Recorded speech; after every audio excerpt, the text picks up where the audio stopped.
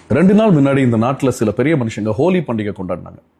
அதை பார்த்து மனசுக்கு ரொம்ப வருத்தமாக இருந்தது, ஷாக்கிங்காக இருந்தது. In fact before I get in to the details ஒரு விஷயம் தெளிவுபடுத்துகிறேன். இந்த தமிழ்நாடு இருக்கு இல்லையா, இது பெரியார் மண் அப்படின்னு சொல்லுவோம். கோயிலுக்கு போய் சிலைய சாமின்னு சொல்லி கும்பிடாதீங்கடா அப்படின்னு சொன்ன பெரியாரோட மண்ணில் தான் இன்னைக்கு இத்தனை கோயில்கள் இருக்கு. அதனால நாம பெரியாரை மதிக்கலன்னு அர்த்தமா?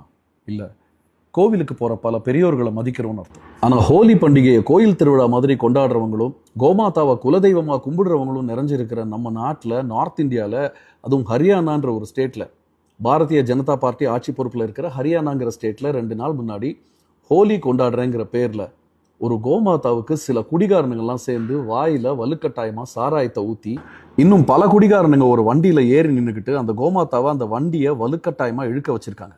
இந்த அசிங்கம் பிடிச்ச வேலையை செஞ்ச அந்த அசிங்கம் பிடிச்சவனுங்களை இப்போ வரைக்கும் அரெஸ்ட் பண்ணதா கூட தெரியல. இங்க தமிழ்நாட்டில் நிறைய பேர் சாமி கும்பிடுறது இல்லை. ஆனா சாமி கும்பிடுறவங்களை தடுத்து நிறுத்தினதும் இல்லை, தரக்குறைவா பேசினதும் இல்லை. இங்க நாங்க கோமாதாவுடைய சாணத்தை கரைச்சி குடிச்சதும் இல்லை, கோமாதா வாயில சாராயத்தை ஊத்தி குடிக்க வச்சதும் இல்லை.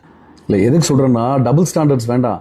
நீங்க ஜாலியா கொண்டாடுற ஹோலி பண்டிகைக்கும் நீங்க ஹோலி காடஸ்ன்னு நினைக்கிற கோமாதாவுக்கும் முதல்ல மரியாதை கொடுக்க கத்துக்குங்க.